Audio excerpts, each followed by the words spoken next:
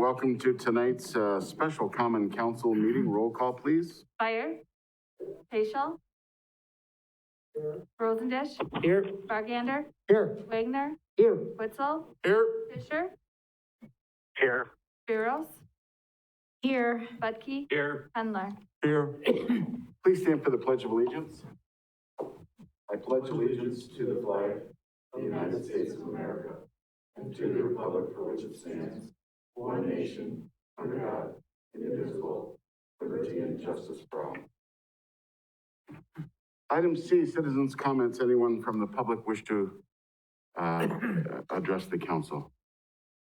All right, seeing no one, we will go to item D, review the consideration of recommended 2021 budget.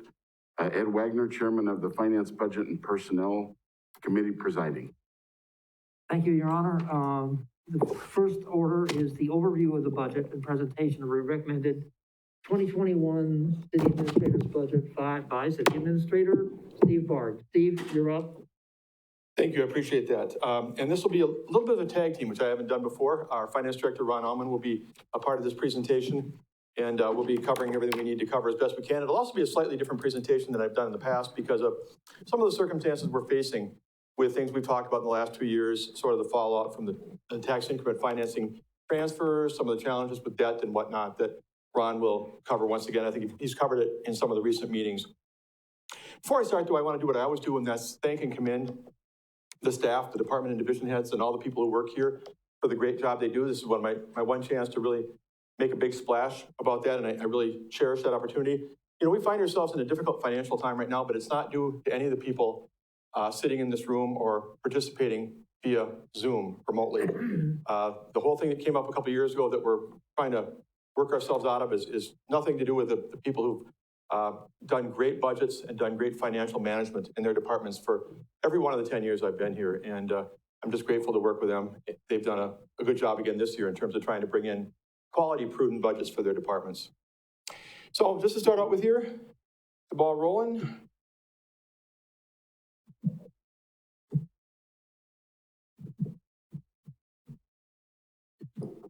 Okay, first of all, an overview of the presentation. I'm going to talk a little bit about the approved budgets for years 2012 to 2019. And you say, wait a minute, Steve, aren't we looking forward to 2021? But a little bit of a primer and a little bit of a recap on how we got to where we are right now is helpful for us moving forward. Some of the significant changes that began in early 2019 have continued for the last couple of weeks. Many have involved Ron, our finance director. They've certainly involved the Finance, Budget, and Personnel Committee and the full council and the mayor. I'm going to talk a little bit about an assessment of where we're at right now in terms of our structural budget deficit. And we use that phrase a lot. What does structural budget deficit mean?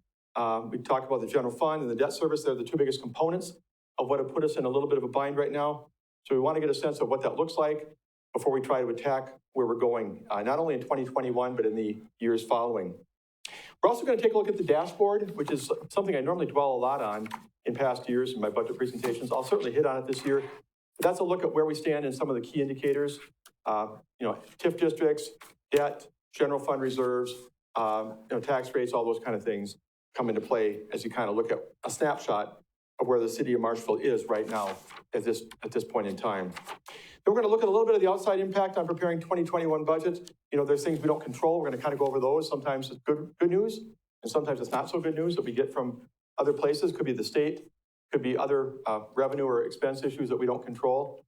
And then finally, we're going to kind of hit on the highlights of the recommended 2021 budget and go over what we're presenting to you tonight. Consider at least for initial discussion and ultimately, hopefully, for approval for 2021.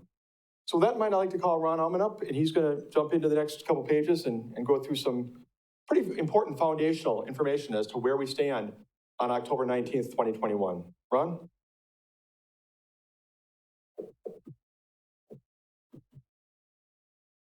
Not moving forward. You move it?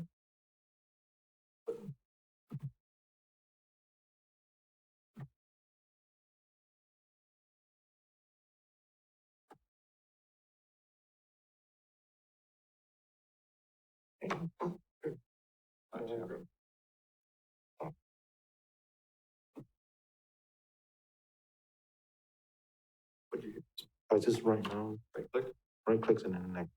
Right click. Okay. All right, thanks, Steve. We put the entire summary of the budget on this slide right here. All we have in the budget for this year is 0.4% increase in general fund expenses, our existing debt service. And even though it doesn't affect this year's budget, we kind of got a conservative start on next year. Because as you know, money we borrow in 2021 doesn't have a budgetary effect because the payments aren't due till 2022, but it's kind of a step in the right direction. So what I really wanted to cover is kind of the two structural deficits and kind of how we got here. So an overview of the debt service fund, and we've talked a lot, numbers. I really want you to just understand on the conceptual level. So debt service fund is the easiest fund we have.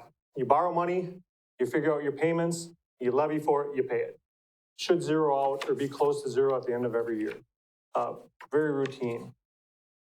Where we kind of got off track, and again at the conceptual level, to boil the TID transfer deficit down, think of it this way. If we had $3 million in payments, we'd levy for $3 million.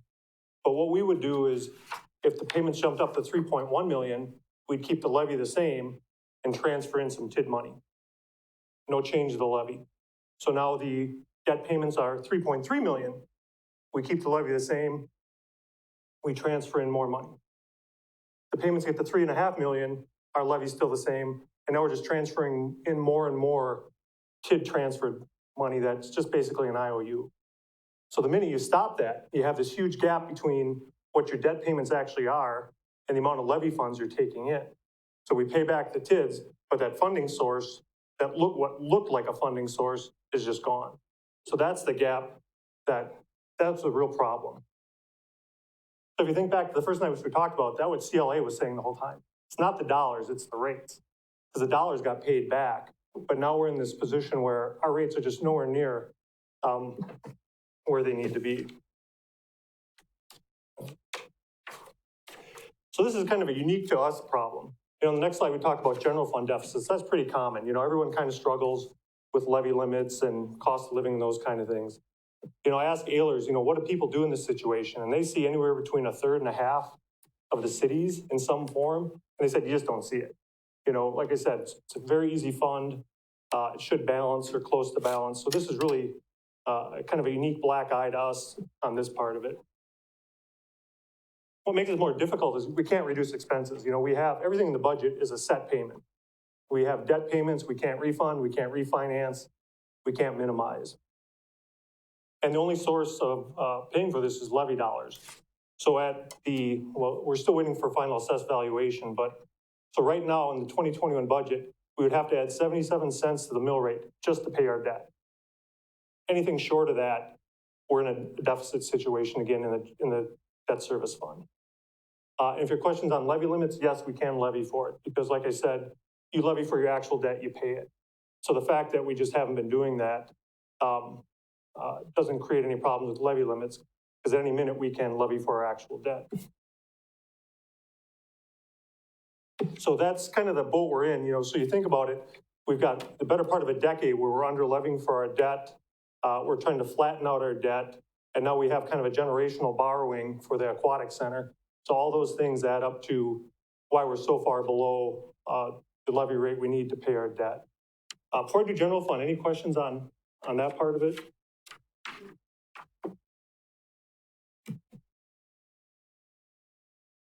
Okay.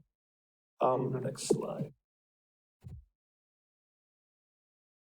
I guess just looking at my notes, on that debt service, remember, there's no savings. The money's borrowed, the money's gone, the projects have been done. The payments in the debt service funds are from everywhere from 2011 to 2020. That's how far our debt goes back as far as the original borrowing date. So there's really no savings to be had there. It's just all payments. So the general fund, again, this is pretty common for cities to struggle with, some pretty strict levy limits, especially in a city like Marshfield where there's not a lot of large growth like you find around the Madison suburbs. So we have a structural deficit, meaning every year deficit like we do in the debt service fund, because we start with the deficit. Even though we've only have a very minor increase in general funds, we've already seen a reduction in transportation aids of $150,000. I reduced the budget for interest revenue by $100,000, and that might be optimistic looking at some of the rates we're getting. And again, it's based on the assumption that our assessed value is flat. We're waiting for one more piece of information on that, but it looks like maybe 1/4 to 0.5% assessed valuation growth. So debt service fund, that's self-inflicted. This is a lot of environmental factors kind of working against us. You know, we're not seeing growth. So even though the budget is, you know, as frugal as we could make it, we still have a growing deficit there because have these environmental issues, and then we're prioritizing any money to kind of start paying our debt for a change. Any questions on that part? Yeah, Ron, can I talk for 1 minute? Yep, go right ahead. This is sheet from the, you know, your explanation of the debt that's due in the next year. Yep. Okay, the total principal and interest that's due next year is 4,289,000 plus change. Yep. That's all GO debt. That's not TIF debt. TIF debt is separate and it pretty much pays for itself. I mean, when going through the individual TIDs and in the latest financial statements, I see some of those, 1 or 2 of those have a negative balance. Is there enough money from the donor districts to cover that, or are we gonna have to cover some of that in here? Okay, so that's a few questions, and they're all good ones. So the amount in the debt service fund is the city portion of the debt only. So if a TIF has debt, you'll see that in their budget for them paying for it. If wastewater has debt, it's paid for in that fund. EMS has debt, it's paid for in that fund. So everybody pays their own debt now. That was kind of the major focus of our cleanup. So if a TIF has a negative balance, that's what's called an advance. So they don't have cash per se in their fund. So that's what we call an advance to the general fund. So as the TID gets money in, it's kind of an IOU back to the general fund. So we cover it. We cover it from the general fund. The debt service has to be made. The debt has to be paid. If the debt payment is 350,000 and they've only got 200,000, or they're at a deficit of 100,000, we still have to make that debt payment, and we pay that out of the general fund. Is that correct? Nope, that's not correct. Okay, then tell me why. So there's 2 different things. So every TID this year has a positive revenue over expense. So every TID has a surplus, meaning they'll pay their expenses, including their debt, and have a little bit left over. So that little bit left over goes back to start paying off the original costs of the TID. So on an annual basis, they're now paying all their debt, and the extra goes to either paying off their original costs or paying back the general fund for what they owe. So they should have a surplus. Some of them may have a negative fund balance, and that's the amount, that's an IOU back to the general fund. But this year, the TIDs are all paying their debt and have a surplus. I'll look it up. I'll talk to you after this. Sure, yep. Anyone else with a question? All right, and then we're back to Steve.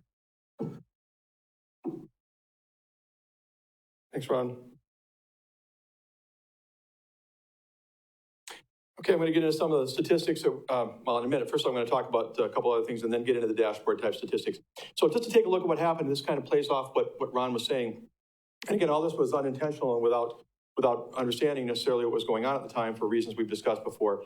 But from 2012 to 2019, those 8 years, inflation increased 13.4%. Our tax rate increase during those 8 years went up 3.4%. So you can see that we weren't really keeping up with costs. In fact, if you look at the tax levy during those 8 years, it was around 10% increase as well. So we were obviously covering some of those costs through other means, and we know now that was through funds that, were coming through the tax increment districts. Underfunding our levy for debt service, Ron touched on that. The 2020 tax rate increase we did last year, going from 926 to 954, 3%, was helpful. That was helpful, but certainly more work is needed to resolve the issue that Ron just described to you tonight, and that he has been talking about in recent council and finance, budget, and personnel committee meetings.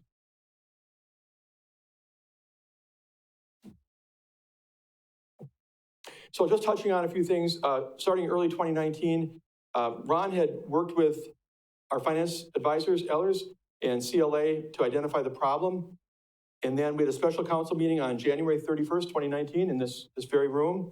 At that time, there was a lot of stuff unveiled and a lot of discussion and a lot to take in for the mayor and members of the council as to where we found ourselves involving this whole TID transfer issue.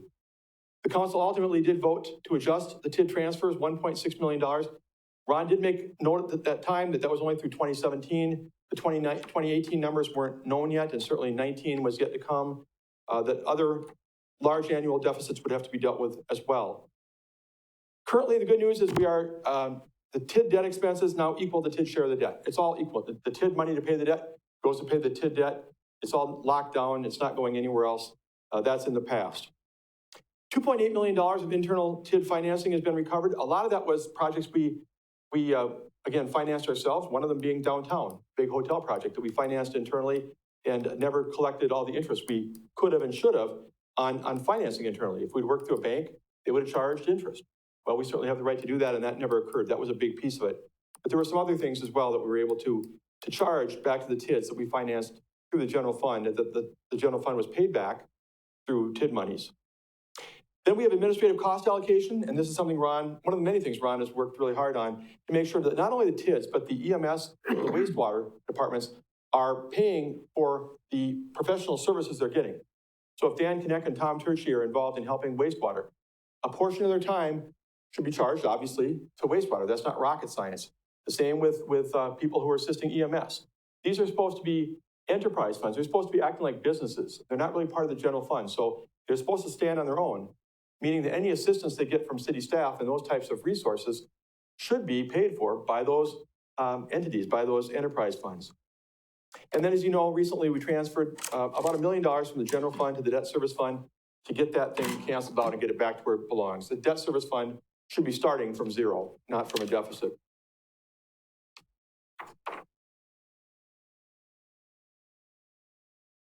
I went backwards.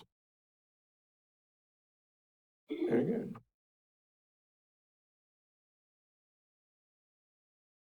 All right, now quickly the dashboard. These are the things we look at generally every year when I stand in front of you. Debt management, general fund reserves, our credit rating, the status of our active TIF districts, how are our property values doing, what's our property tax rate, and how does that compare with neighboring communities?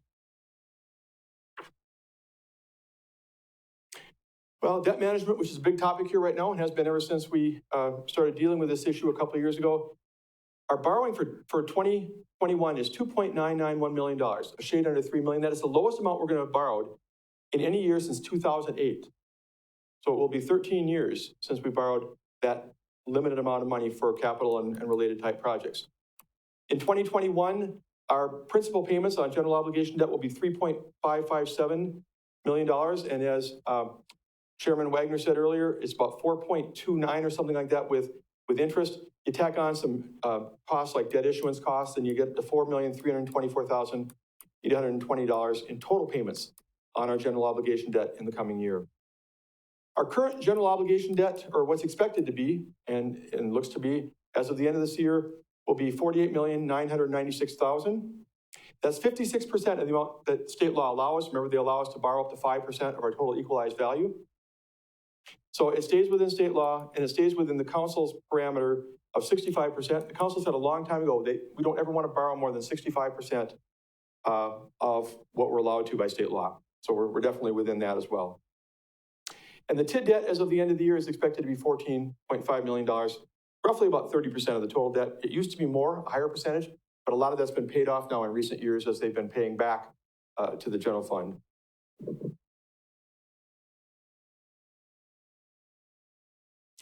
General fund reserves, sometimes called their savings account. The rating agencies use this to evaluate us. Every time Ron and I are on a call with Moody's with the annual borrowing, they ask us a lot of things. One of them is, what's the status of your general fund reserve balance? Our target, according to our assessors over long periods of time here, our auditors, I should say, are 25 to 30% of spendable general fund expenses. As of the end of 19, we were at 16% of the spendable general fund expenses annually. That was actually up a bit, I think, from the year before. But it's only 12% when you realize that we had that $1 million deficit that we transferred out of the general fund to the debt service fund just a month ago. We are implementing a plan and have been for a while now to try to increase that over time. We want to get back to 25 to 30%. We want to be in that healthy range where the auditors would like to see us, but we're not there right now. The fund balance applied that was being referred to, that's what you need to do to plug the budget. It was $745,000 in 2020. And what's estimated, even with this budget, and we'll discuss this a little bit more in a minute, is $1.42 million. And that does point to the issue of the structural deficit, as Ron described, between the general fund and the debt service. We need to totally fund our debt service and deal with the general fund deficits, the structural budget deficits. So we need to reduce any further deficit spending. That is goal number one, is we don't want to have more deficit spending. We'll talk about that more. And our general fund cash as of the end of last year was $1.2 million.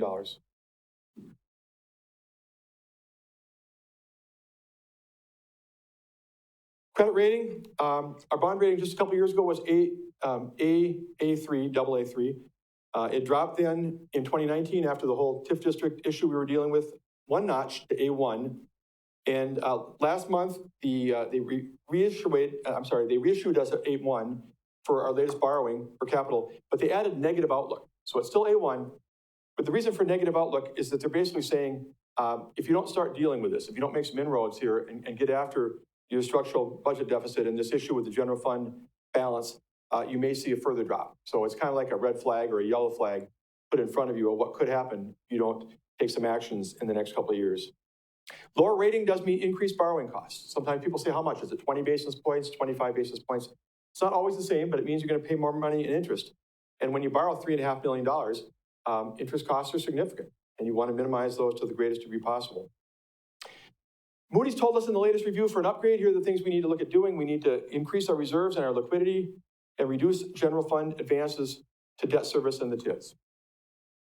A downgrade would be if we had increased reliance on general fund advances and further reductions in liquidity. That gives us kind of a roadmap of where we do and do not want to go.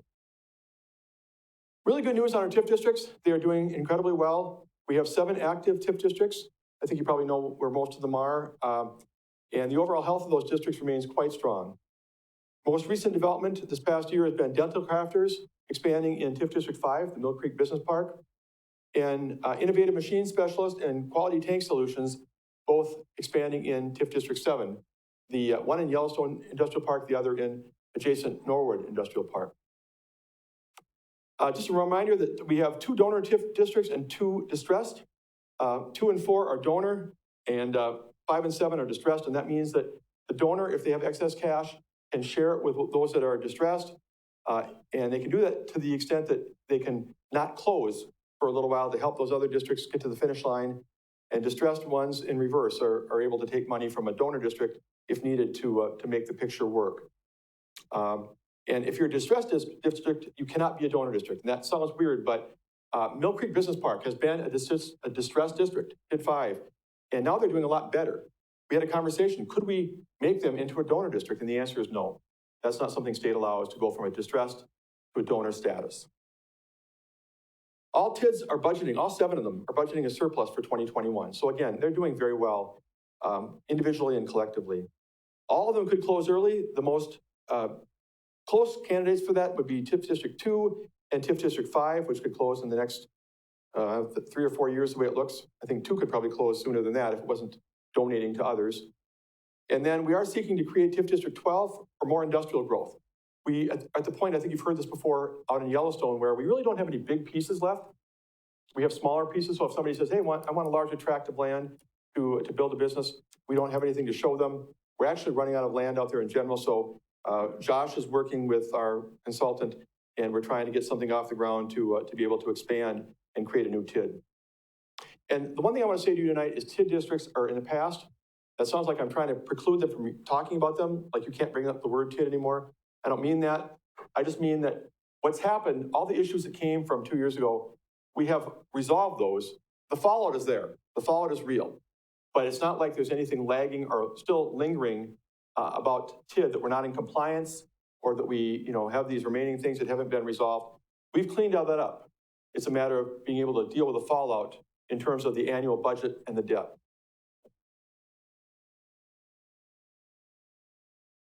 Property values.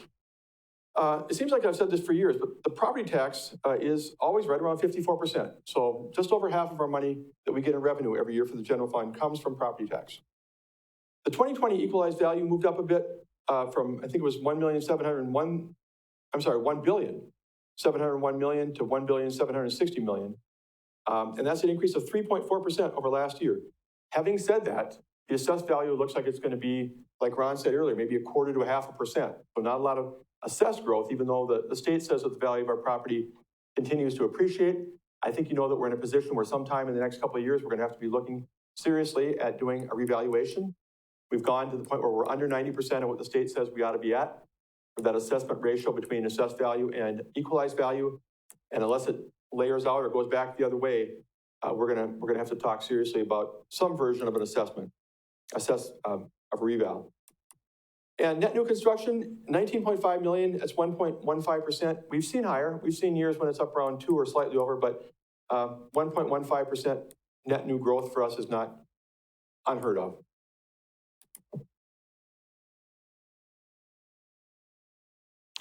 The proposed tax rate is a 43-cent hike. That would bring us to $9.97. It's based upon our estimated value. I mean, obviously, if we see growth that we don't expect, we're waiting for final manufacturing value. If we see final value that's higher than we've brought up, and certainly that could be revisited. But that would be a 4.5% tax rate increase over last year. I do call your attention to what we've talked about before about how long this has been artificially held low.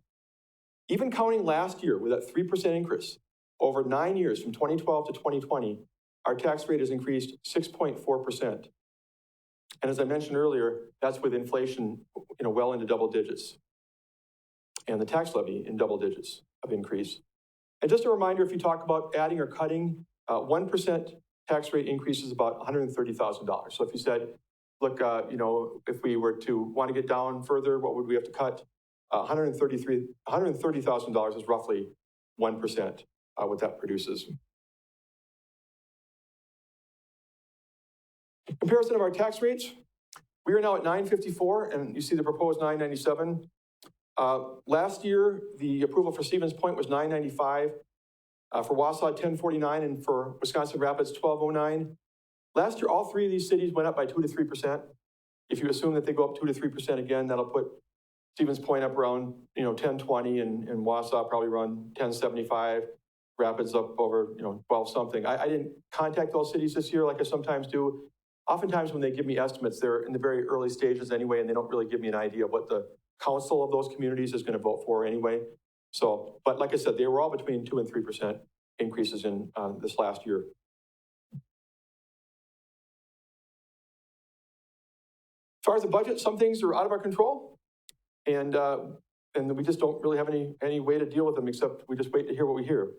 The positives for this year, health insurance costs have reduced. We had a 3.5% renewal with Security Health Plan, where our previous had been 7.9%. So that was a good drop for us.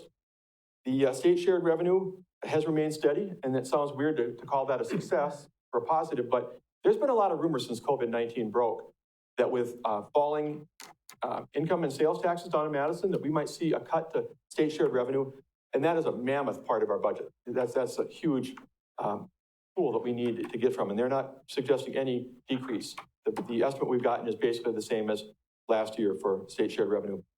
And I indicated that gas prices have been low. We don't know if that's going to stay the case, but we talk about the negative effect of interest earnings, as Ron mentioned earlier. Well, the flip side of the economy kind of going that direction is that gas prices have been low, and there doesn't seem to be an expectation of a great rise anytime soon.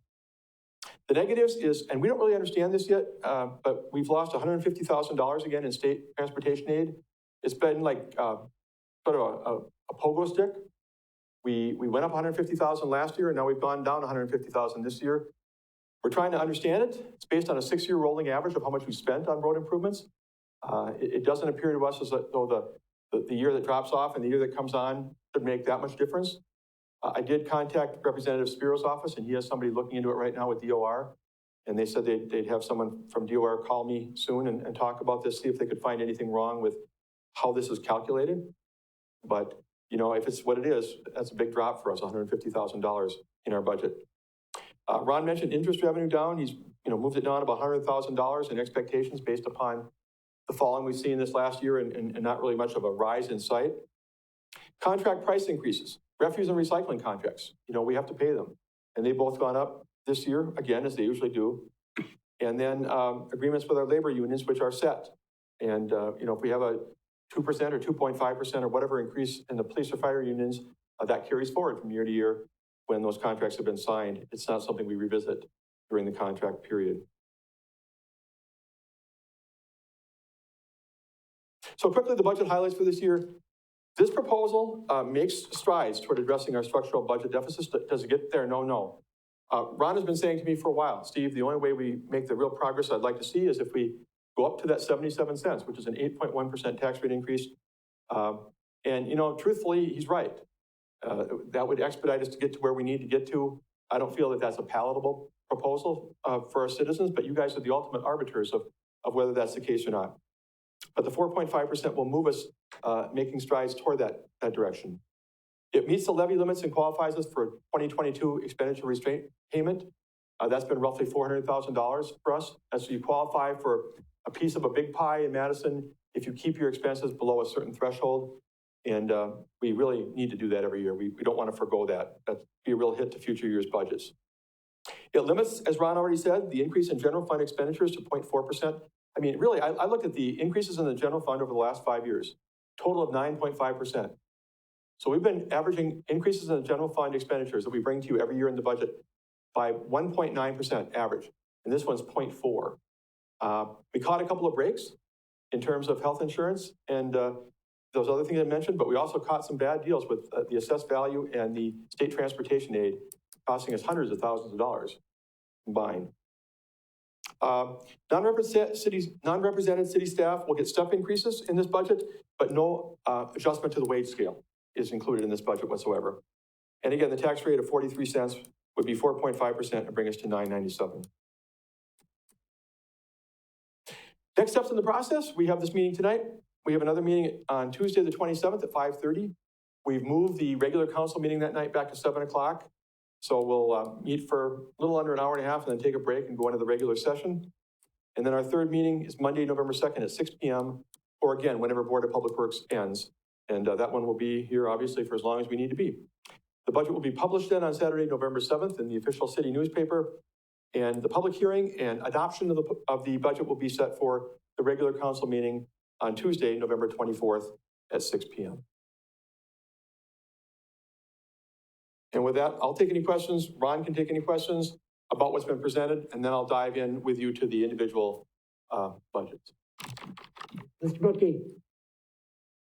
Yeah, I understand. I've been really moving this around in my head with, at first I thought, boy, we shouldn't be giving raises under these conditions. But knowing enough about this, when we do have to do wage increases, it's going to be a bigger amount to catch up on that. And the other thing that gets me is, and we don't have control over this, but you got two labor unions, police and fire. Those people, and good for them, they're going to get their increases, but our staff won't. And I have a hard time justifying that. Now, I don't want this tax increase that we're talking about. We should always have 1 or 2% yearly, I think, increase because everything goes up, and we haven't done that over the years. But I would like for staff to try to find a way that we could take care of some of these issues with the TIFs, but balance that somehow with some other cuts. And I would leave that up to staff to decide where that would be. I know the situation we're in, but I think the mayor said it, people have been through a lot, the residents, and like I said, I'm okay with 1% or 2%, but when we got to go up that much, I just think it gives the wrong message to the people that are struggling out there. And I don't have the answers to it necessarily, but I would put that out there for staff to look at that. Thank you. Can I respond? Please. Yeah, just a couple things. First of all, I appreciate your comment about the employees. I do realize when we talk about police and fire and their contracts, that I did say that the non-represented staff would still get the step increases they qualify for. And most of our employees, we talked about this in finance, budget, and personnel, most of our employees are still going through a step process under the McGrath system, so they will get, some increase. The issue about the tax rate, I mean, there's no other way to say it. I might as well just look at the camera and say this. The reason we're in the bind we are, and I think Ron hinted at it, and I'll just echo it here, is because we went 8 years with a total of 3% increase. If we'd done 1% per year, we wouldn't be having this conversation. So I know you can tell that to somebody at a restaurant or someplace that you run into them, and they're gonna say, well, that's fine, but now you're talking about bigger numbers. I'm not talking about 5 years ago or 7 years ago, I'm talking about today. But that is really the difference between where we're at and say where a couple of these other cities are at. We just weren't keeping up. And I was the one who presented all those budgets. So I'm gonna take, my share of the blame. I didn't realize the situation we were truthfully in during those years. But it really is making up for lost time, as painful as that is to tell people, because those 1 or 1.5% increases every year would have prevented this conversation. Mayor? Steve, I have a few questions for you. And first of all, I'd like to thank you and Ron and all the staff, because this big, thick book, over 400 pages, doesn't just happen overnight. Clearly, a lot of work that you all did, so thank you all very much. And you kind of alluded to it right here of some of the issues that we've had in the not having enough of a tax increase before and the TIF issues.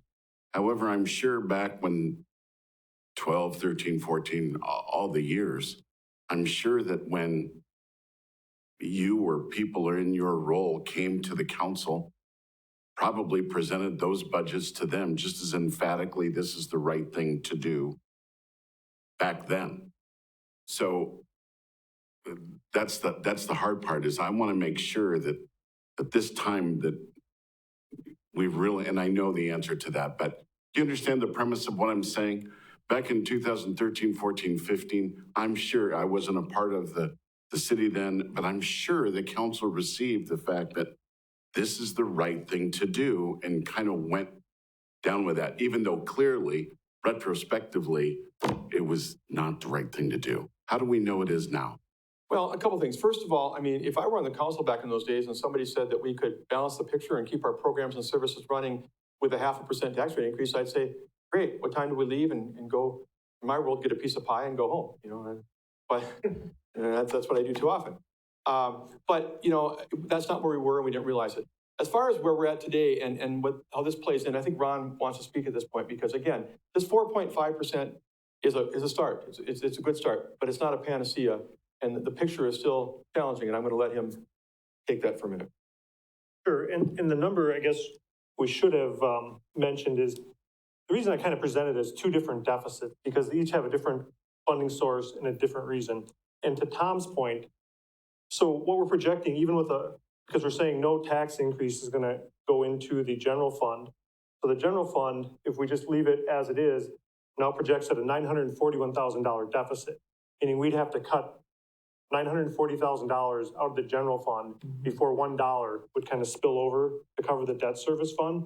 So that's the problem with having deficits in both funds. You can't cut enough expenses out of the general fund. So the combined, even at 4.5%, we're projecting a $1.4 million deficit. And if you remember what we said, what our cash balance was at the end of 19, and the fact that we're in violation of our fund balance policy already, it's a pretty massive amount compared to those items. So. Go ahead, follow up. please. One of the things that you said, it looks like we're going to go up, that you want to go up 43 cents, 0.43. And that looks like that would be an increase of about 500,000. Is that where we're, $580,000? Is that where we're falling short right now, since you all have done the expenses of, I thought we were at $1 million, and I know some other things that came in. So it's a two-part question. I want to know specifically how short we are. And then the other part of that, part B, if you will, is if we can, by way of cuts or something else, get down and knock out that 600,000, will we need the tax increase? Sure. So I actually made a grid of every possible combination so I kind of could see. So if we just take last year's levy and we don't do anything, our general fund has a deficit of $941,000. That's the one we're holding constant. And then the debt service fund would have a deficit of $1,087,000. That's the amount that I think I presented to finance, budget, personnel, maybe to council too, which is compared. So collectively, we start at a $2 million deficit. So the range of options goes from what Steve's recommending, a 4.5%, leaves us with the same deficit in the general fund because no funds are going to spill in there of 940,000, reduces our debt service deficit to 480,000. And then the fully fund debt option, where we raise the rate to 1031 just to pay our debt, then the debt service is finally balanced for the first time, I think, since, I don't even know, 2012 in reality. So even at 1031, where our debt service is fully funded, we still have a general fund deficit of $940,000. And if you recall, I think what I mentioned either to finance or council, a 3-year plan, it broadly is 1, pay our debt this year, 2, whittle down the general fund deficits in years 2 and 3. So the expense side only comes into play on the general fund side. We can't refund, we can't refinance, we can't reduce our debt payments. So any additional revenue that's non-levy or any expense cuts will help bring that general fund number down from where it's at. Okay, Mayor, go ahead. So I'll have 2 quick ones. So if then we're 600,000 short, in essence, if we're increasing by 0.43, that's a net revenue based on your projections of 600,000. If we find cuts of 600,000, then do we need an increase if that's what the levy will do? So there's no scenario where we break even this year. I mean, there just isn't. So if you say we need to cut $600,000 out of the general fund, it reduces the general fund deficit dollar by dollar. So $600,000 worth of cuts wouldn't do anything? It would reduce, so depending on what the levy rate is, so if we reduce $600,000 in the general fund, we're starting at 940 in the hole. And that's with just the nominal 0.4% increase right now. Just one follow-up. Yep. Okay. I'm not quite following that, but we'll get there. The only other thing, well, there's 2 parts to this. I totally get what you're saying. I totally see the need of what we need to do. We got to fix the leaky faucet. I get all that part. But I'm also know that the public has COVID fatigue. And this is just going to be one more hit to them. And it always seems like it always bounces back to the public. And I know you all have done a great job here, but I really want to try to get it to maybe something that's just pie in the sky. Steve, not to use your analogy, but that thing of can we make those cuts? I will tell you, and then this is my last one. One thing I did go through as I was going through the budget, it was very well done. But one thing I saw was there's an expense in there in each budget for supplies and expense. And supplies and expense is just huge. And it comes out to, when you put them all together, $2.95 million. Mm-hmm. But we don't know what those supplies and expenses are. I'm not saying that they're not valid, but maybe we could find a little cut in there, a cut here, because one thing I'm going to do when we get to each different budget one is go to one part of it, just as an example. And it might end up being nothing, but I just don't know if having a 2.95 expense thing that's expense account in essence, where we don't know what that is, that's a rough one for me. Sure, and we can go through that, fund by fund, department by department. The budget manual that we put out that kind of restricts expense growth pretty much keeps that flat. So it should be pretty close to last year, but it's obviously something we can look at. One of the things that happened when Steve came on board, the budget books, you think that's something you should have seen the budget books before Steve came on board? We had huge budget books. We would sit here for hours and hours, literally counting paper clips, I think. I think we did a lot of that. When Steve came on board, he said, you know what, you guys really don't need to count the paper clips. You need to look at this from 30,000 feet. And so basically we started looking at aggregate numbers. And that may have been why we weren't seeing what we were supposed to be seeing, I guess, but because we didn't see those kind of numbers. But we didn't see the depth of those numbers. But, there are some, I just lived through 2 weeks of this down at county. And the word structural deficit is no stranger to me, trust me on that. Ours was a little over $4 million, that we had to make up, and we didn't do it. What we ended up doing was sort of what Ron is explaining right now, and that is bite the bullet this year, one more year of taking a large chunk out of the reserve fund, out of that fund. And during the year, unfortunately, my committee will be meeting to, find ways to get rid of that structural deficit. And the hard part about that, and I'm glad Ron brought up the fact that there is a structural deficit and don't go too far from that podium, Ron. But the structural deficit in the general fund, Ron, where is the major expense of that fund that is causing that deficit? What are we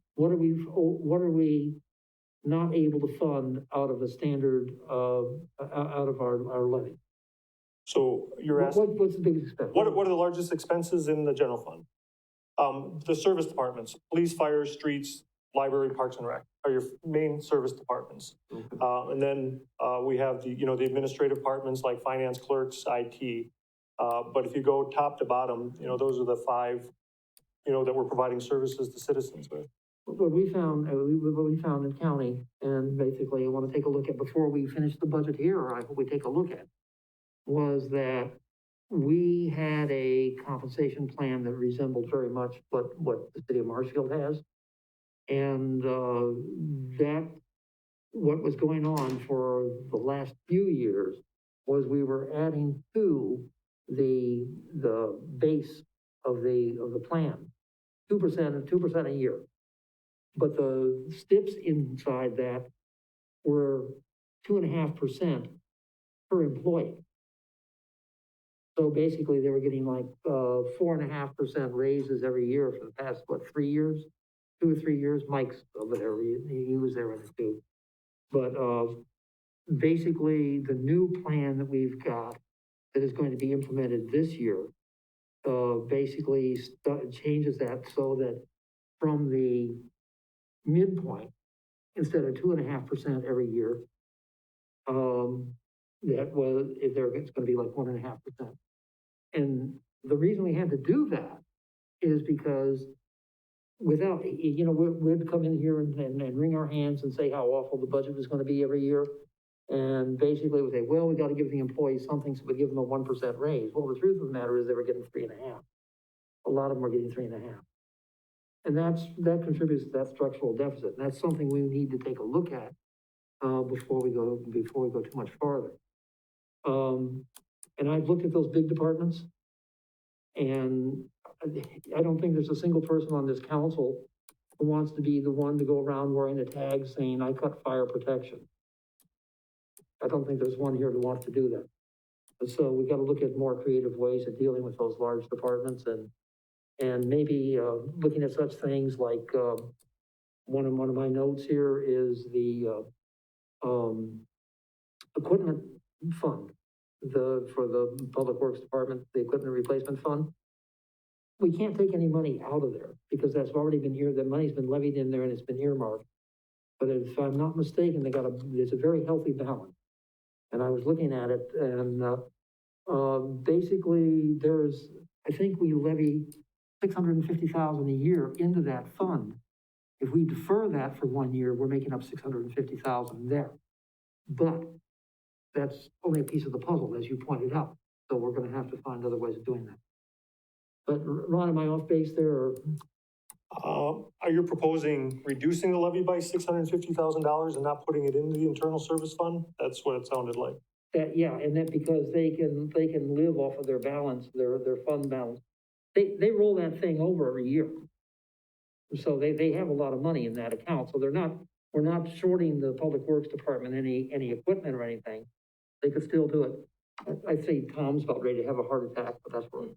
But I mean, that's the kind of thing we need to look at. I'm not making that as a proposal right now, but I'm saying it's something that as we proceed with this budget, And we've got a long way to go. We haven't even started.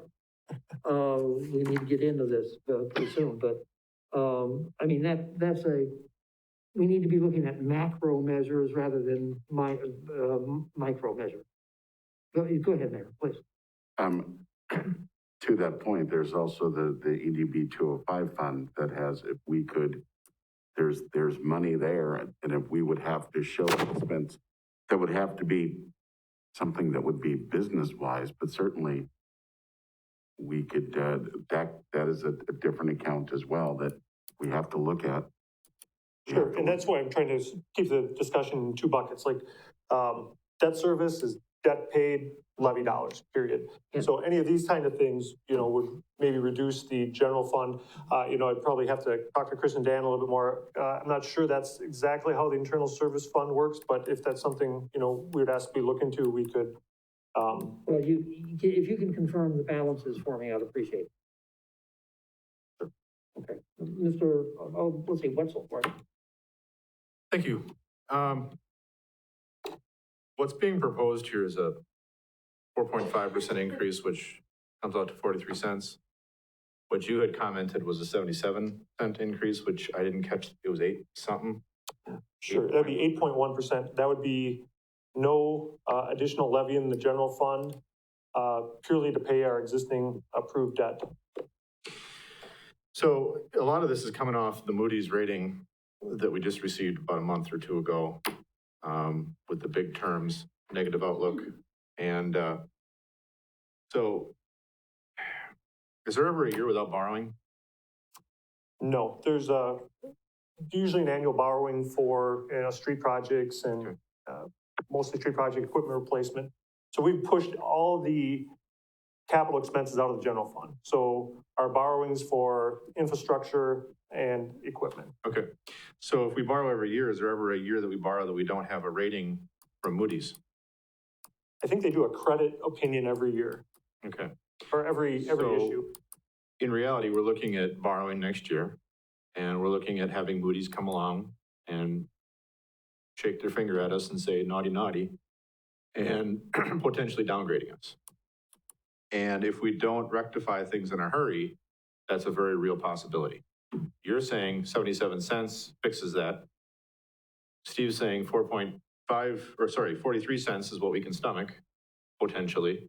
And so we need to come up with a balance. What I'm concerned with is that I don't like the idea of a tax increase. I'm scratching my head thinking, if we'd have done a certain percentage over the last 10, 15, whatever years that was proposed or that was commented, I think that would put us above where our neighboring communities are. I'm surprised that by keeping it as low as we did, that we're still, inching up pretty darn close to the next closest, which I think was Stephen's point. So I really kind of confused. Obviously, if we had a little bit more each year, we'd have had that much more to start with. But I find it hard to believe that they're keeping it, I guess, as low as they are if they're doing an annual increase. So I think we really need to look hard and long at this. And a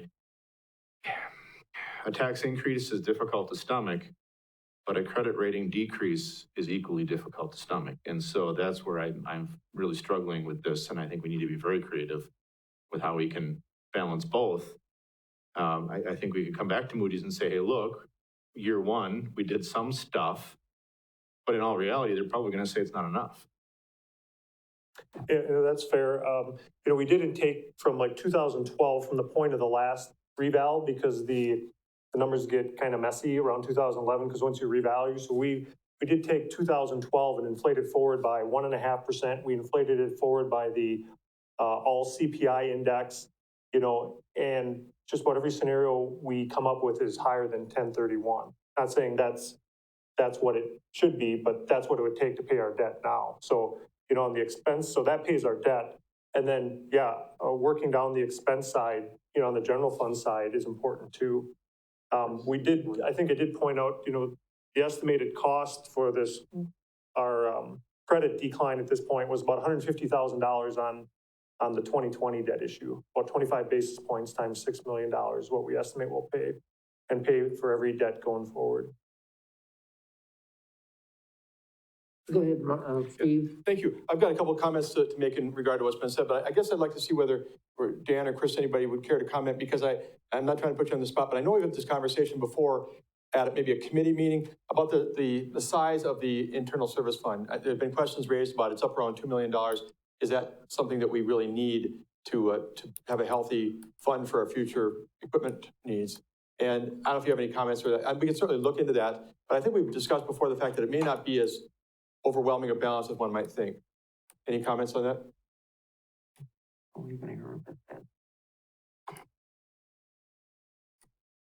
Thank you. You prepare for questions you think you might get. I wasn't expecting that. All I wanted to say is that there was a time not so long ago where we were actually levying debt to cover equipment purchases, and now the fund is self-sufficient, so we were able to pay with cash on hand and not have to take out debt to buy that equipment. So the fund's in a really good place right now. We'd have to do some digging and some assessment here on what could be done in the short term with a rate adjustment or a deferment for 1 year, as Alderman Wagner suggested. My caution is that the fund is in a great spot right now. We don't want to do more to do something that would put that fund in jeopardy. But I think we can certainly look at it.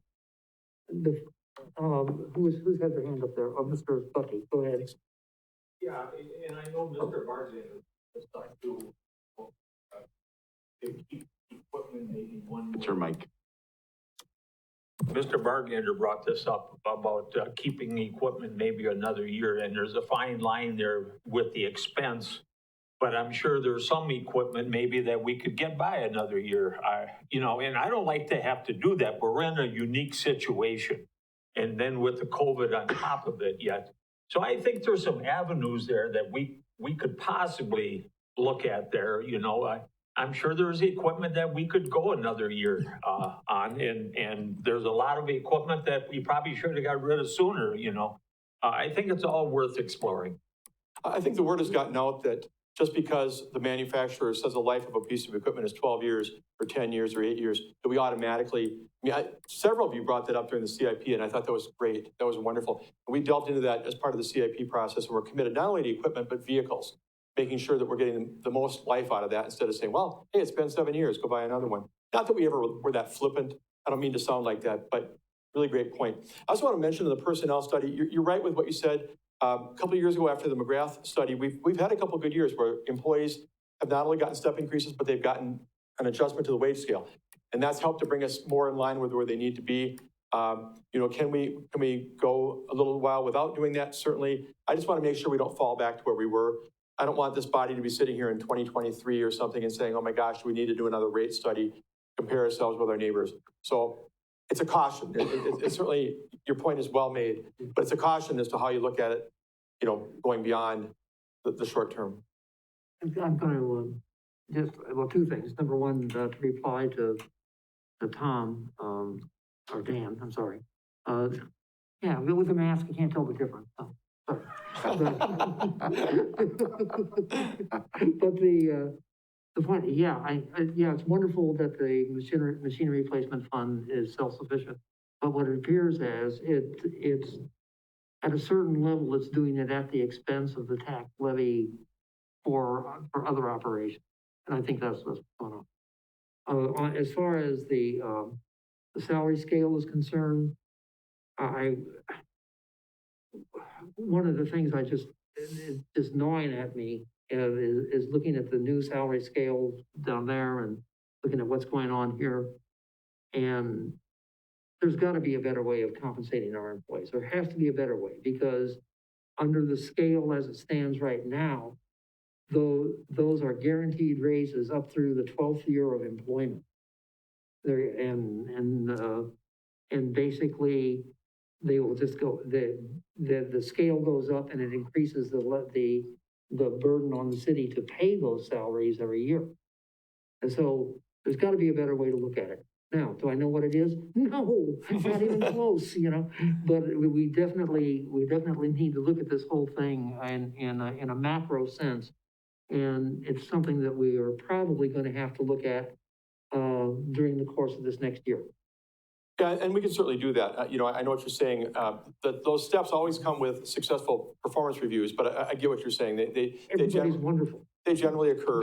And I think, we'd certainly be open to looking at that. We definitely want something that the council and the staff, everybody agrees upon and have bought into.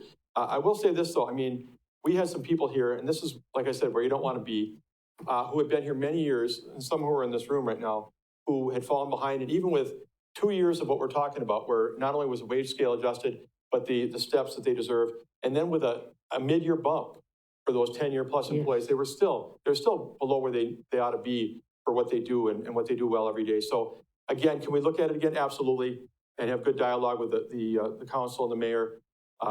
Maybe there's a better way, but I just want to make sure we don't start drifting. That would be a really bad thing for the people who work so hard here at the city. Mr. Handler? Thank you, Mr. Chairman. After listening to Steve and to Ron, I agree with what they're saying. But however, as a council person representing my constituents and perhaps constituents in the city as a whole, we have a problem. It's been identified. We have a suggestion how to cure it. However, as a council person, I would like to see that we attempt to look at all items in that budget and review them with staff and have the council make the final decision upon your recommendations. We need to do something to address this. I don't think we can escape the situation. We're faced with a levy increase in taxes. We've got to do something to show the people in this community that we are struggling with a problem that we inherited, but that we now identified and are dealing with it. I am always been interested in I call it the feeding frenzy at the end of the year. And I've been guilty of it myself working for the UW. No. But the thing is, those are items there. We should take a look at them and make a decision. I know it's going to be an unpopular decision, whether you're talking salaries, equipment, roads, what have you.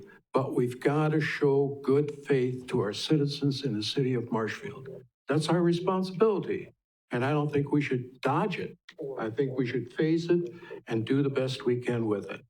Well, first of all, I agree with you. There's no silver bullet. It's not like a 4% tax increase is going to solve everything. It was brought up at the last Finance, Budget, and Personnel Committee. We should be looking very scrutinizingly at refilling positions, and so we're gonna do that, and all the things that come along with it. And there may be more budget cuts that can be found here. I didn't mean to push you away from your rightful role just by saying that the increase in general fund expenses is only 0.4%.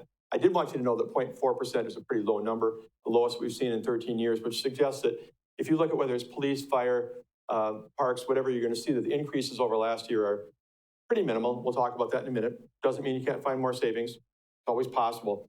But I think that the thing about the feeding frenzy, I'm not sure I've ever seen that here, but certainly last year and now this year, you're going to see tighter than ever at the end of the year. Ron has pointed out to me that we're actually, the financial reports we're getting show that 2020 is looking pretty good right now in terms of expenses. And that doesn't mean we're going to hit the finish line that way. We all know what can happen in November and December. It happened for about an hour out here today. Thankfully, nobody had to plow it. But there's expenses that can pop up that can throw the whole picture. But we want to do everything we can working with the department heads. Just because you budgeted, in an approved budget, $10,000 to buy something or $20,000, do you still have to do it? Is that something that needs to happen?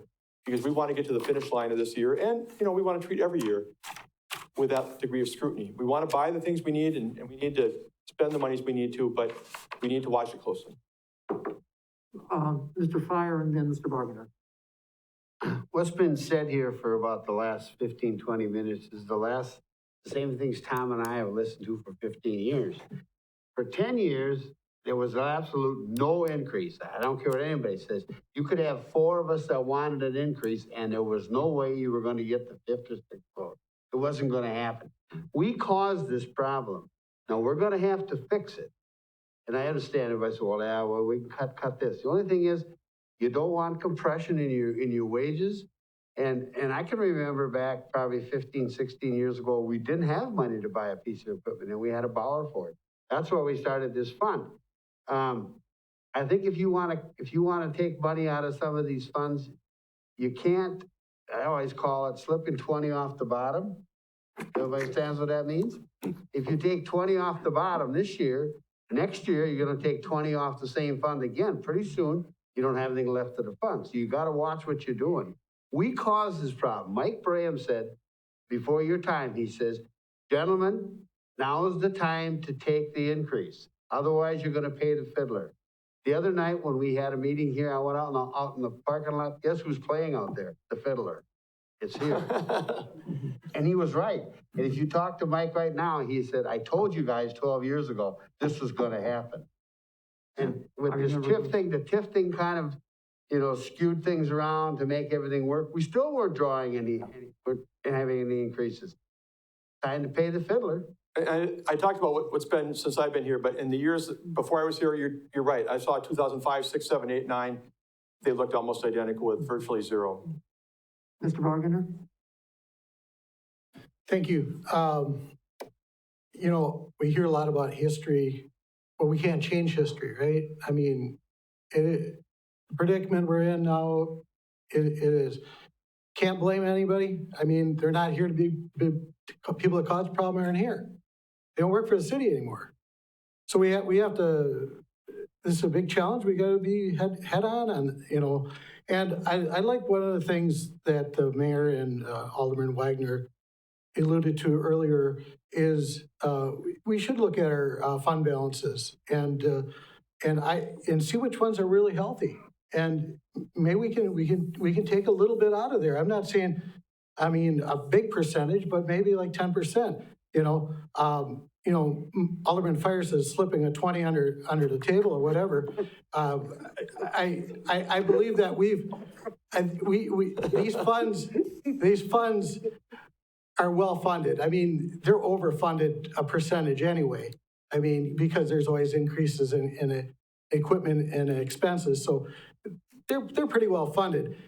At Public Works, I asked this question in the equipment replacement fund for wastewater. I asked how much money is in that account, and there's $2.7 million just sitting in that account. Okay, I'm not saying take all that, take a large percentage of that, but in these circumstances, I mean, we could take some of it off.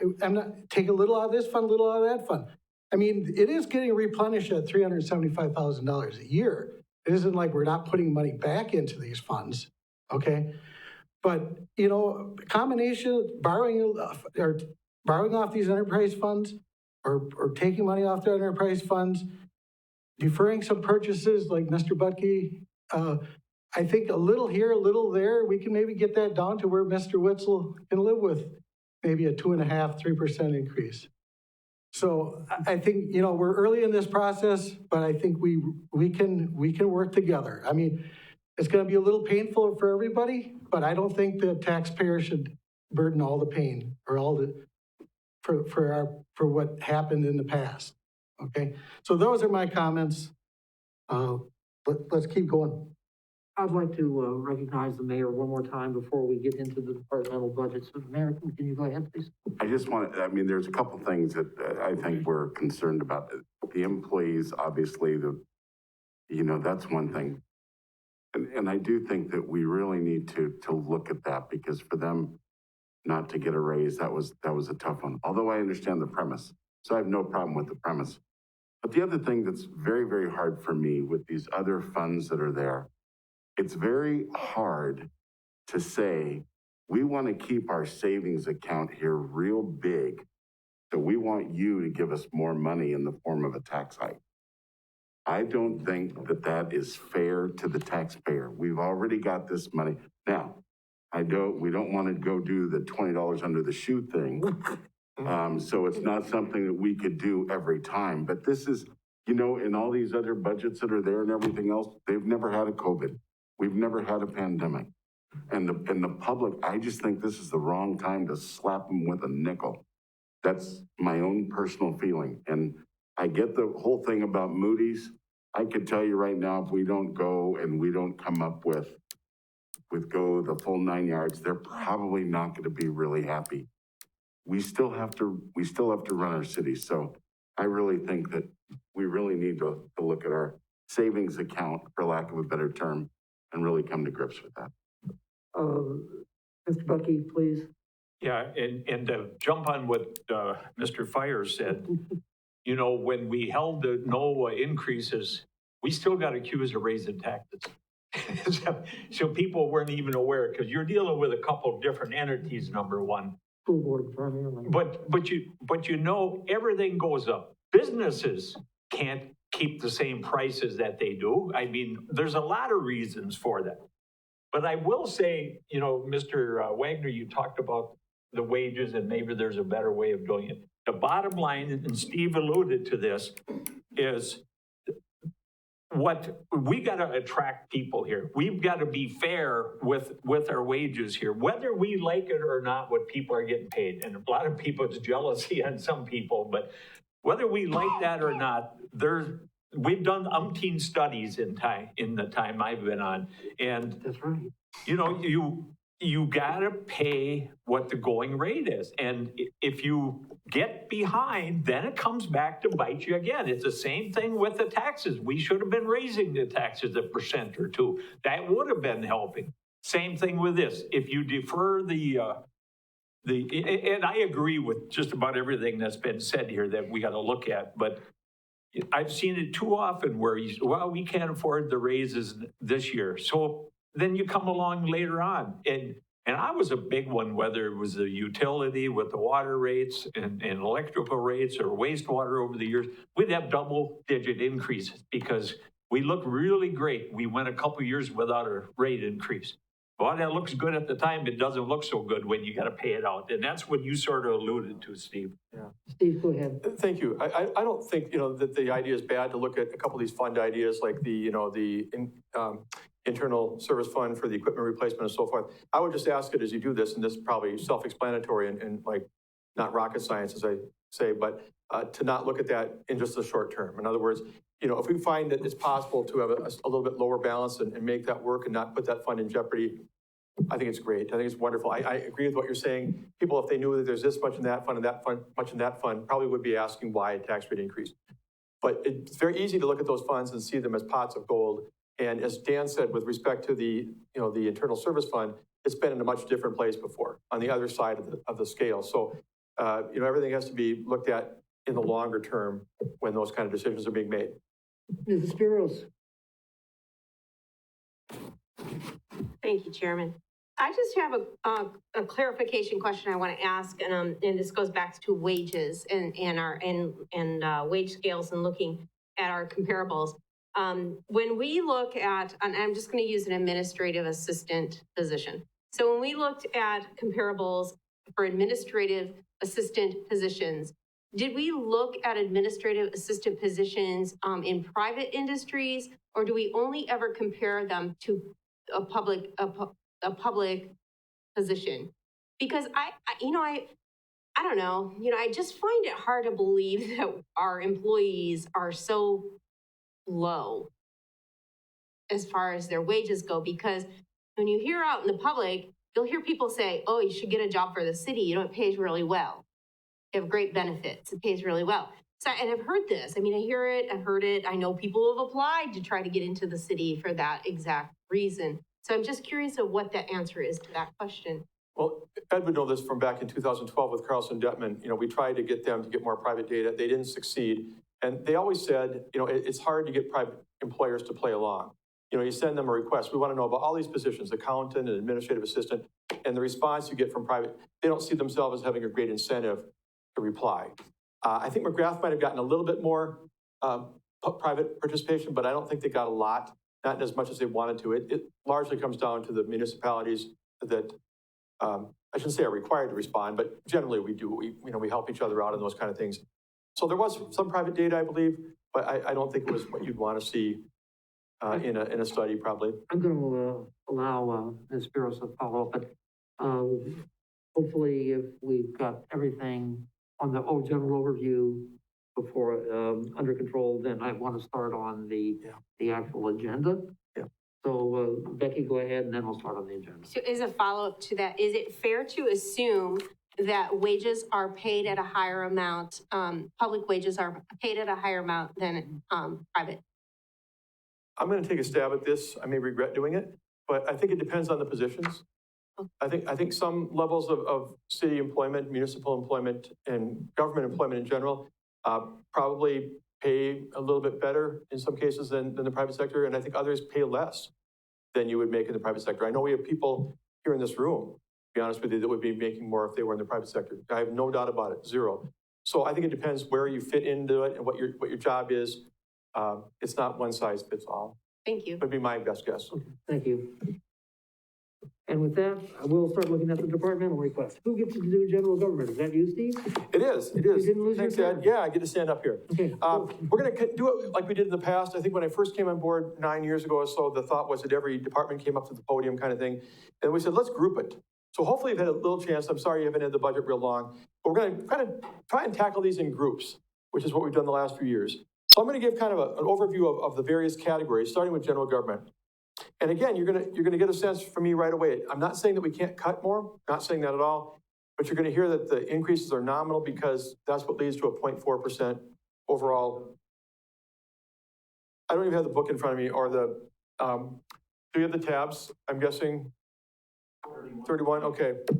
And we may have thrown you for a loop this year because we put the supplemental pages in right there with it because we thought at least that level of detail should be there, breaking down personnel, contractual supplies, so forth. But I'm just going to kind of highlight this and then we can take some time to go through it. And again, I think most of the department and division heads are either here in the audience or on Zoom. So let's go ahead. In general government, the Common Council, there's really no change measurable from last year. I will note that we have now put fully the money that we give to the non-government organizations, as we say, where we give to the Upper Mansion and Job Center and those kind of things. They are all under the council budget. So if you see the council budget used to be around 75,000, now it's 100 and something, that's why. Your purview whether to review those and remove some of those or not, but they're there.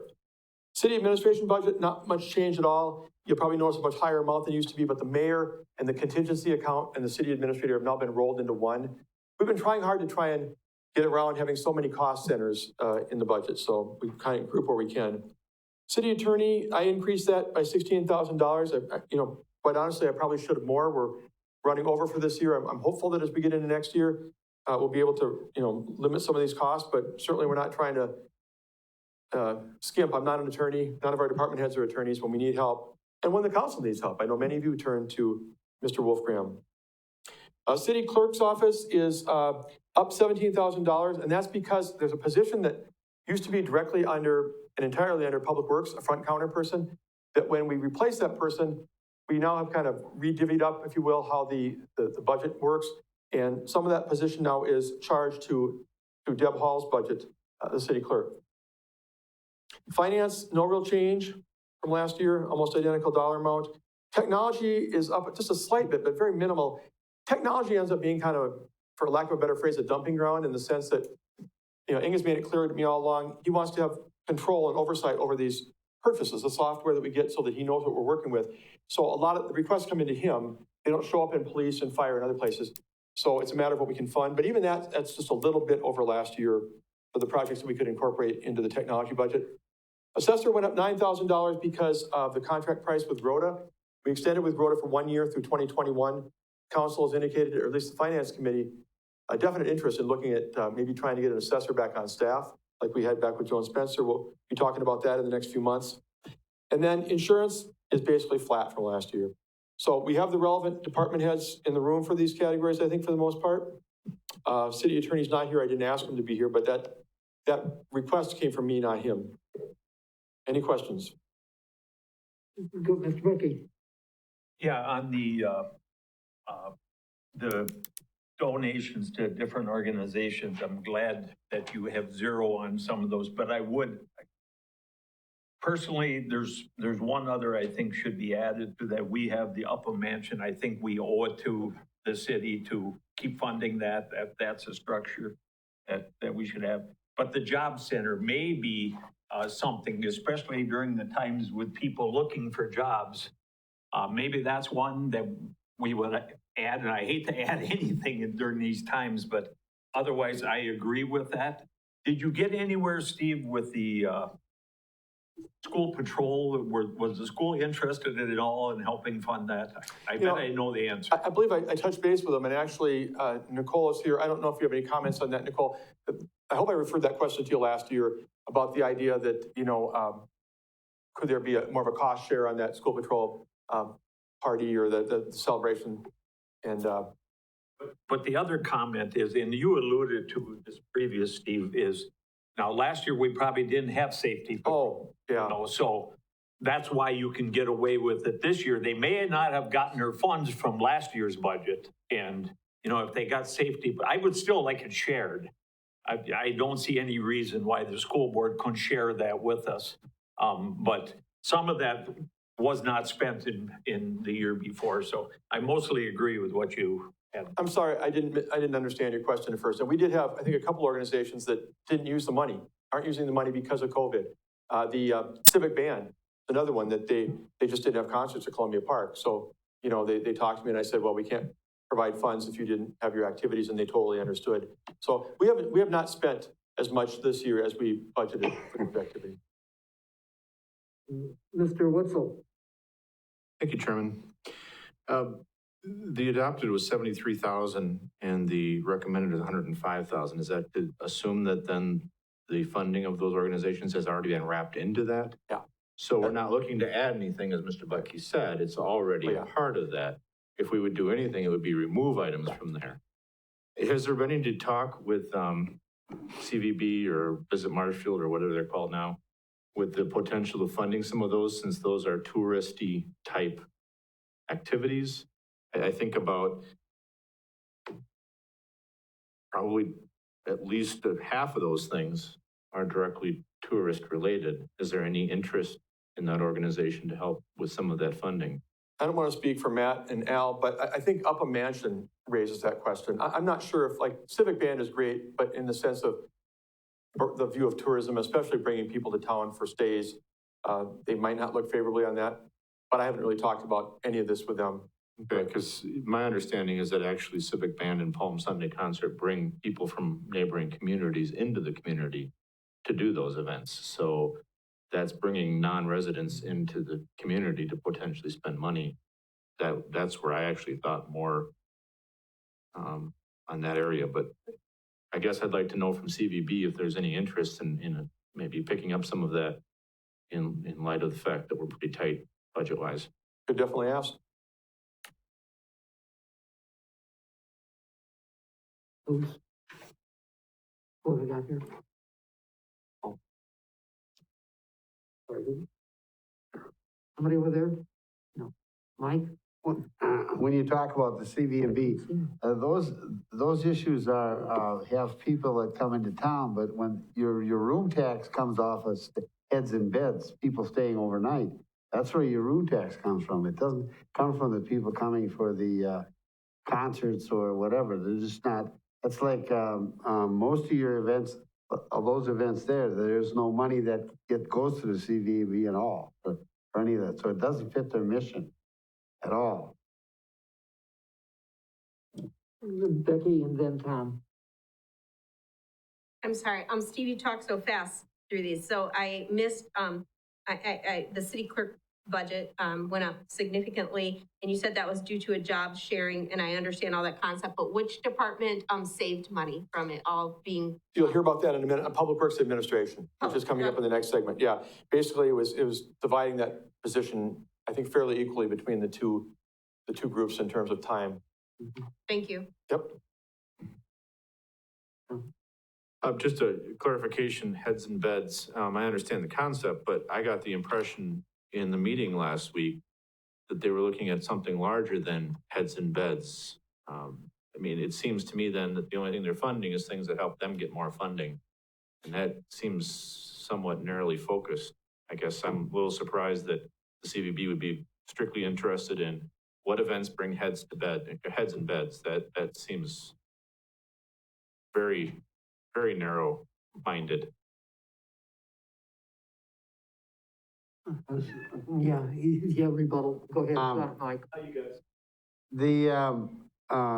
When you say getting heads to beds, they promote the hockey, the small town baseball, big baseball, soccer, and that brings in a lot of people into this community. That I'm talking about not necessarily hotel rooms, but restaurants. They stay Friday, Saturday, Sunday.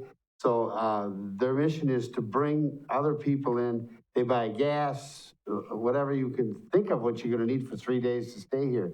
And if you ever had a couple of kids, you know what they spend. They can get in your pocket real deep. So that's their mission, because that's what brings the community up to a level where you can afford. Without that, like this year is probably gonna be tough because a lot of things didn't happen. I was surprised that Little Town Baseball came, but they did, so. And it's not narrow-minded. They're out looking for something every day. They're looking for a new event to come in. They're working on gymnastics now. They're working on a couple other things they'd like to get here. And that's what they promote, something new and something to bring people into town. And there's nothing wrong with the events that we do for the citizens, but it doesn't bring money into the community like it should. Mayor, you're up. Steve, on the general government, I went through all of them, all the ones that you have there. And there's an area there where you go over supplies and expense, and it's a line item, but clearly there's a lot in there. And for the departments that were listed, those supplies, that's up at $450,714, which is up 12% over last year. My guess would be probably because you maybe consolidated some budgets or something like that. But one thing, and I'm gonna ask this on each one, and then I'm really gonna want it to get myself and the council verification of this. Part of this is for education and travel. And this one is not that bad. It's only about $38,197.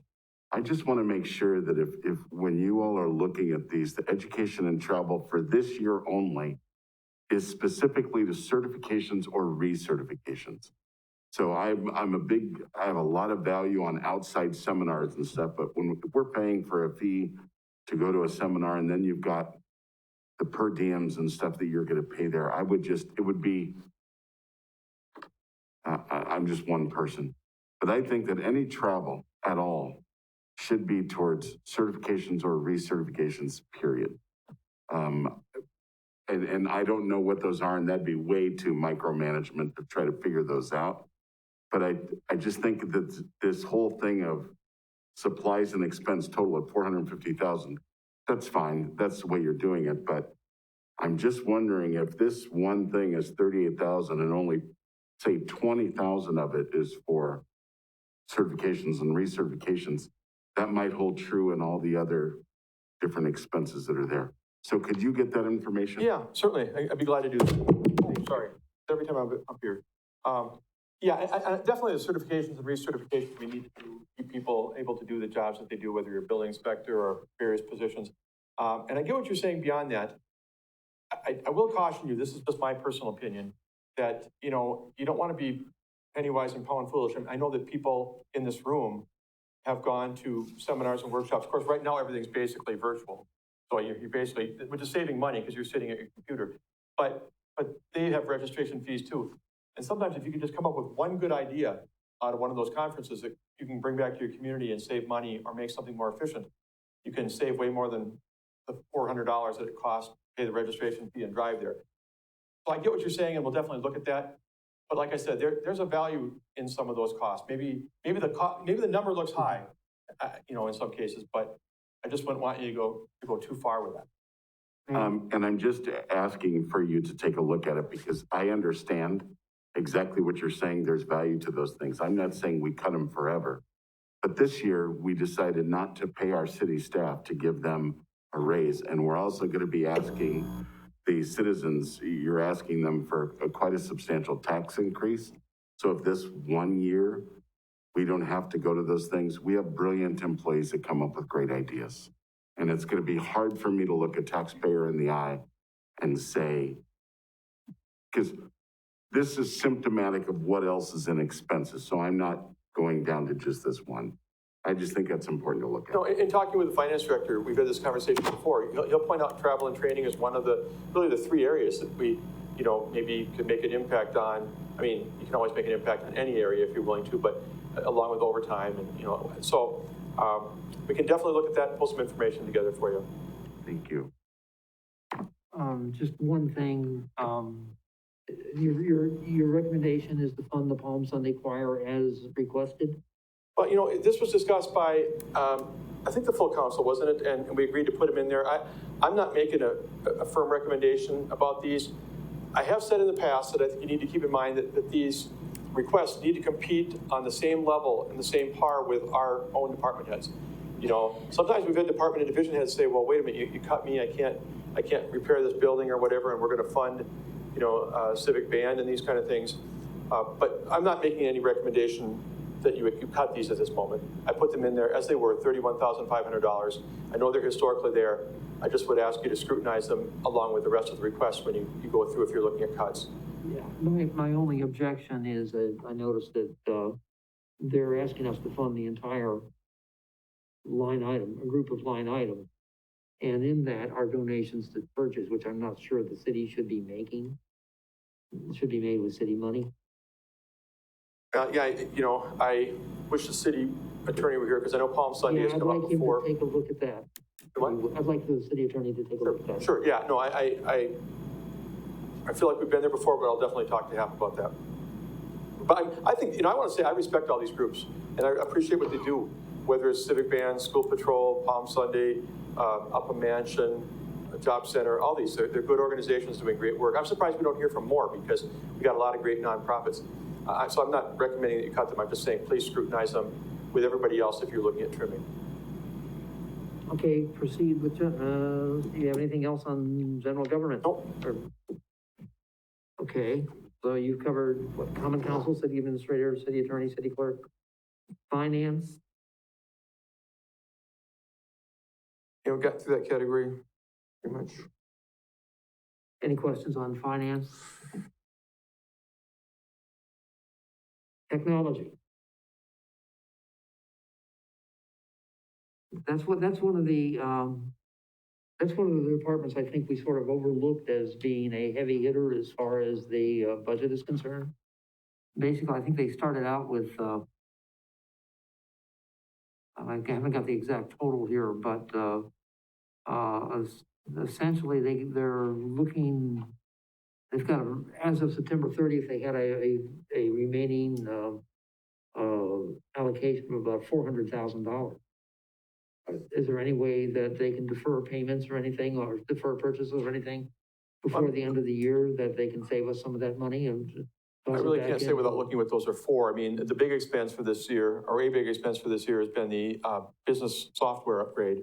That's the lion's share of it. And I don't know how much we paid and how much we're obligated to pay in the remainder of 2020. You know, we can certainly look and see if there's anything that hasn't been expended that perhaps could be deferred. So that's a lot. That's a big number. That's a big number. Yeah, no, and they, like I said earlier, they get all the requests from all the different departments. So that's why their budget looks so large sometimes at $1 million. You say technology, you know, they have 4 employees, but they do a lot of work and they're into cybersecurity and any number of things now. So the number is high because there's a lot happening in that department. Mr. Wetzel. Thank you. This is an area that I like to guard a little bit. I think that in this current day and age, technology is not an area you want to skimp. I just got an email from Barnes & Noble. They got hacked. I think it's something that you need to do, what you need to do to keep data safe. Data and the attempted stealing of such data is the current wave of crime. I'm not going to say it's the same as a police officer, but it's very definitely an area that's targeted that I think we need to make sure that we fund fully. I just had one question. That was the line of contractual services. I guess I'm not really clear what contractual services there are in information technology. If maybe that could be touched on. I mean, that's almost 150,000. I'll let Ing handle that if you're okay with that. Again, one more plug for Ing and the staff. They do just a wonderful job and very challenging in 2020. Yep. I'm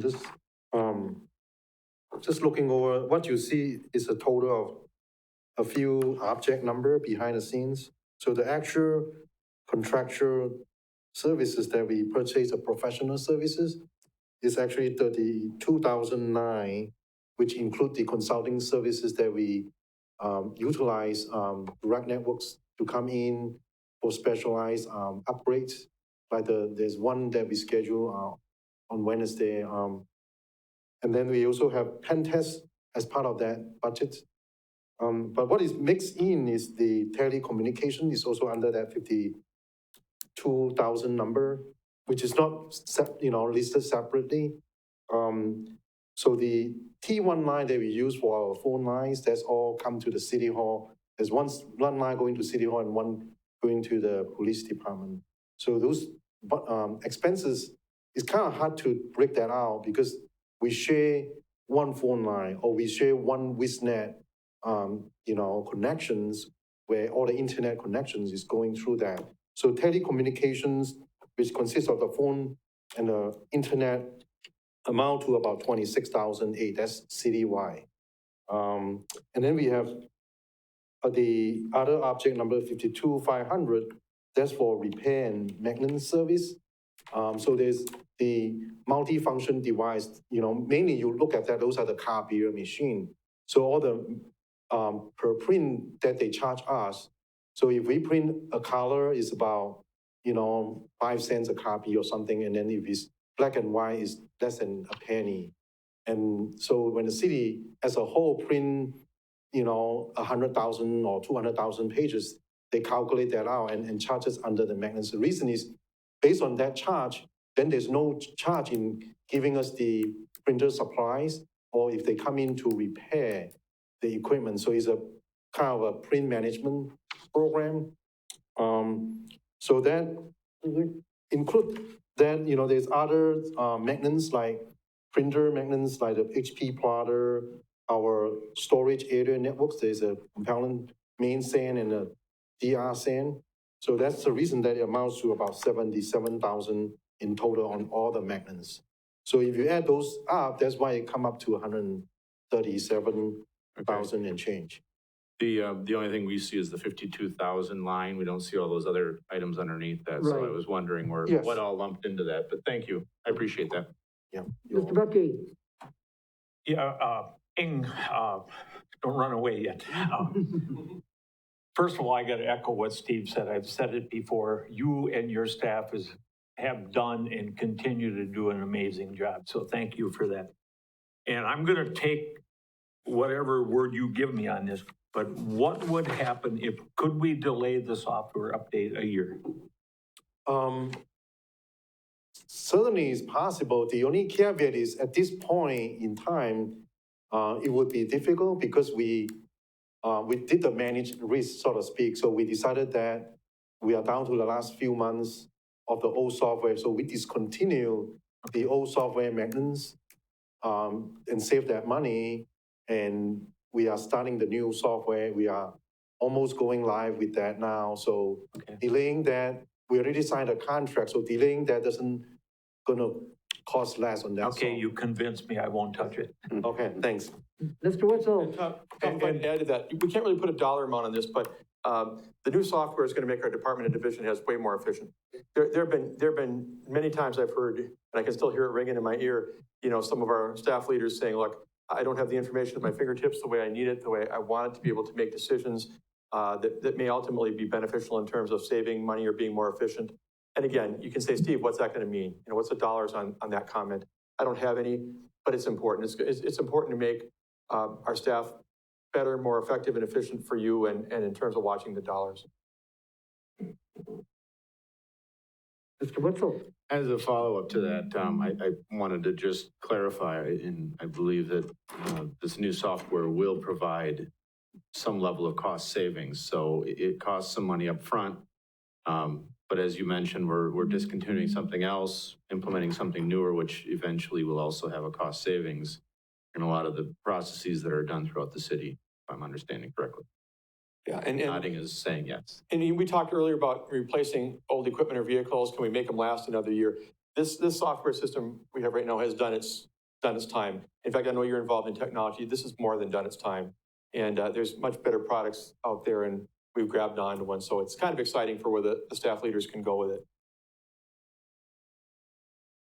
Mr. Butke? And I just want to say, I think I knew the answer coming forward, but I'm looking at everything to just see if there's a chance at some of this stuff. So I respect what you guys are saying, and I hate to tell Mr. Witzel, I think he's right. There's no bad question. Okay. Next up, assessor. Anybody have any questions or any comments about the assessor's office? Assessor's budget? If not, we'll move on to non-departmental insurance. I'm sure this is a hot topic, right? It's pretty flat. Yeah, right, okay. Any questions? Steve, I think you get to sit down. Well, I was going to kind of highlight the other groups if that's okay, and then you can ask questions again. All the people are in the audience. That's kind of what I did with the first group is kind of just touch on the highlights. If that's all right? Sure. Yeah. In Public Works Administration, you'll see a difference, and again, this goes back to Rebecca's question a moment ago. That position that is now being shared with Deb Hall in the City Clerk's office. That's a cost to her, but it's also a savings to Public Works Administration. Engineering, I really don't see much change. And again, I'm not trying to preclude any questions when I say this stuff, believe me. I'm just saying in terms of material increase or decrease in the budget, not a lot there.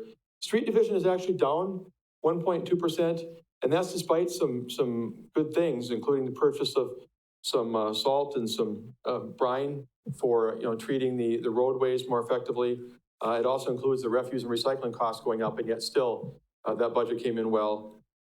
Facilities management, no real change. In the airport, no real change. And again, when I say no change, I don't mean $0, but I mean, we're talking less than 1%.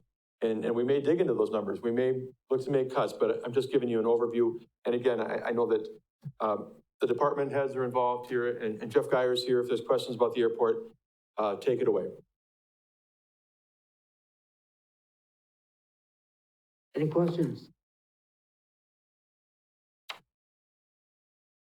Rebecca?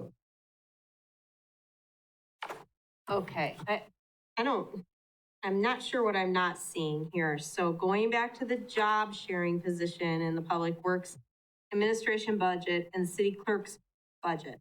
So in the City Clerk's budget, we went from, an actual of $195,000 up to a recommended of $260,000. So that's an $86,000 increase.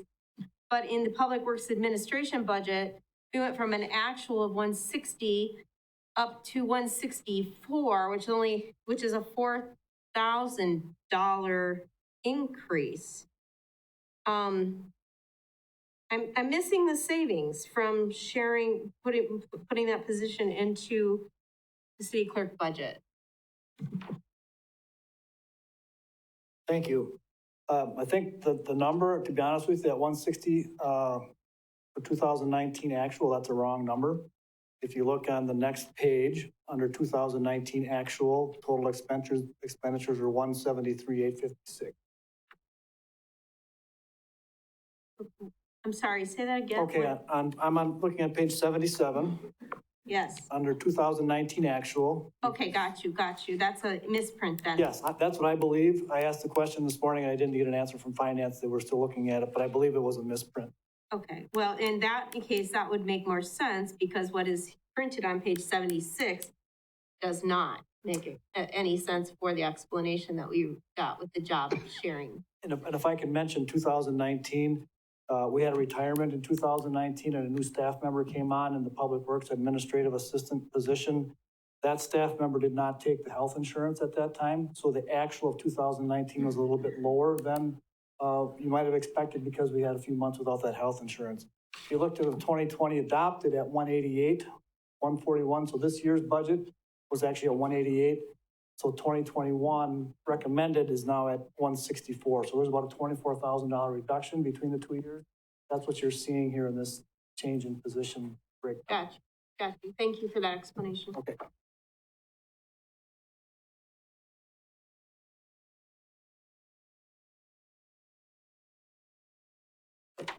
Administration, engineering, street division, facilities management, airport. Any further questions from anybody? Oh, there you are, I'm sorry.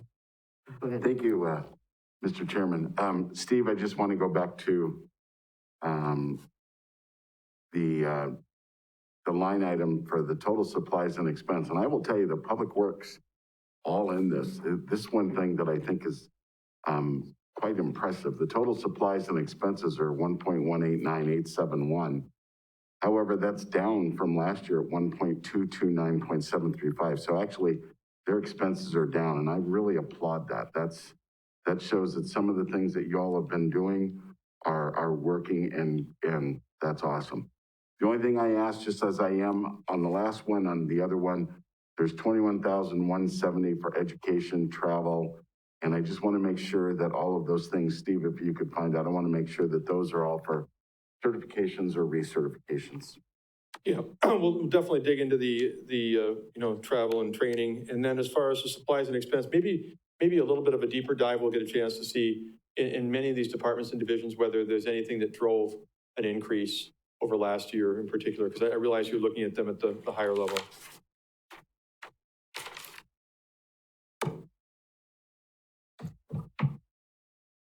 Okay, with that, we'll move on. Dan, go ahead. Thank you. I just wanted to point out in that line item for supplies and expenses, that's where our motor pool charges are showing up, which is the funding that goes towards the 701 M&E fund. So if there's an adjustment in those M&E rates, that's where it would show up in that line item. And that's why it's a pretty big number, because that covers all of our equipment charges throughout the year. So that supplies and expenses, it's a general term, but you might not think that it includes the motor pool charges, but that's where they fall in line.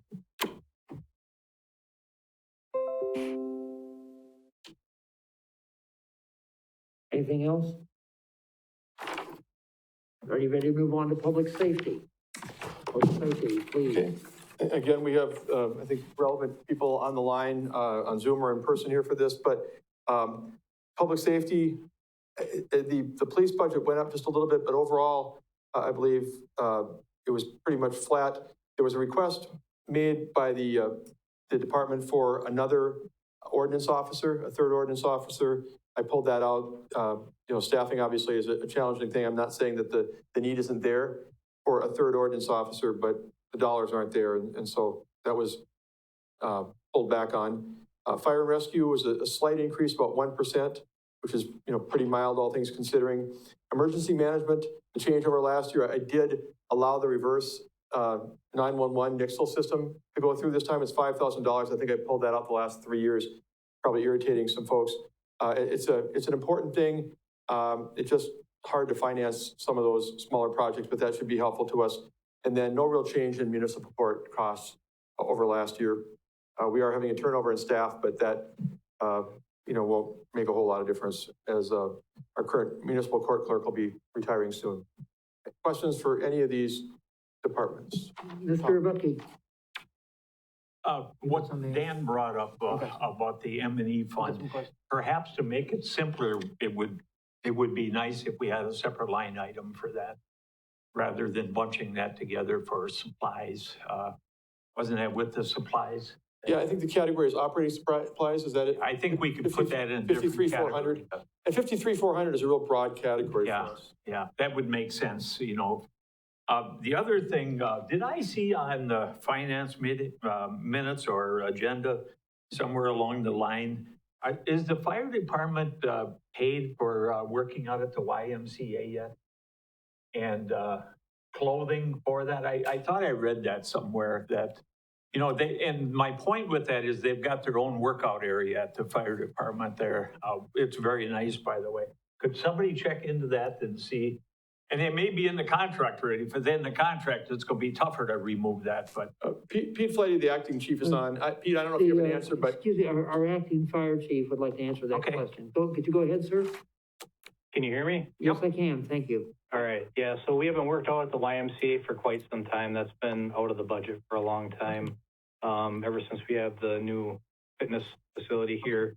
And then part of uniforms are still in there, and that's a contractual item.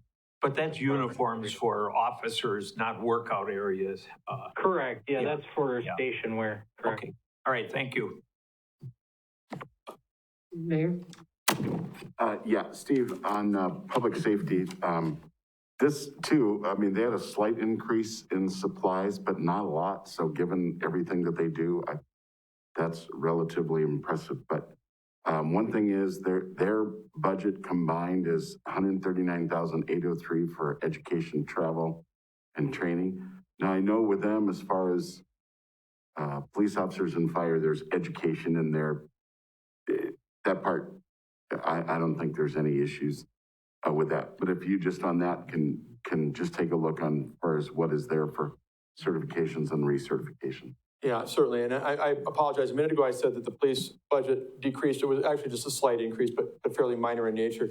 Pat, I don't know if you have any comments at this point, or we just look into the whole issue with some of the different training that's being provided. Because again, it's all different kinds of training. It doesn't fit into one necessarily category. The only thing I can offer, thank you, is that the slight increase on the education and training. This is kind of a tough one for us to project. What we do is we send out an email to try to find out, because contractually, officers can obtain their bachelor's degrees. To try to get an estimate of who's going to do that. It doesn't necessarily mean they're going to do it, but that's the best estimate we have. So our number this year was quite high of people who expressed an interest in that. Historically, they won't all do it, but that's been kind of a tougher number for us to go. So there was a fairly decent increase in that area. Chief, have you considered sort of a merit system, setting a fixed number for how much a day and then having a competition for it on merit as to who could get that funding, like a scholarship? Yes, that's nothing that I've considered, but I mean, we'd certainly be open to looking at that. As it stands right now, contractually, they're going to get the tuition and the books. So if we're talking about the same thing. Okay. That makes sense? So contractually you can do it, but it doesn't say that you can't limit, does it say that you can limit the number of people who can take advantage of it? Does not. That's sort of my point. Yeah. Okay, thank you. Mayor? And part of that too, the travel, isn't that also when officers have to go to court for, is that included in there when they have to go to court on their off days to?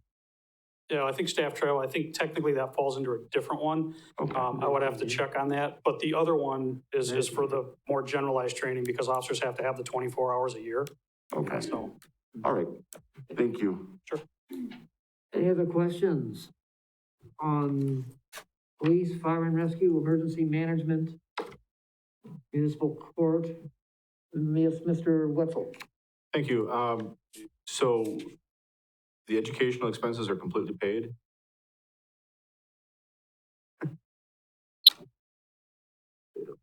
I've done this before. It's an exercise program. I don't have my Fitbit on, so I can't count my steps.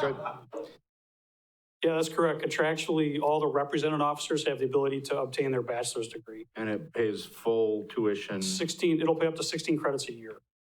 Now, the other part of that cost is city policy will allow for non-representatives to go after their master's degree. So we do have 2 officers or 2 lieutenants currently working on that. Okay, so it doesn't matter where they go, it's not a set, this amount per credit, it's strictly whatever expenses you incur, so if they go, wherever they go, they're full private. I believe that is correct.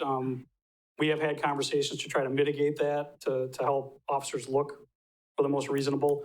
At the same time, we don't want to send them to something that's, we've had officers experience going to colleges in the past and they thought were credited and ended up not being. So that kind of posed some problems for them. Private or public, doesn't matter. Right. So they could go to a private university, get a bachelor degree, and it would be fully paid.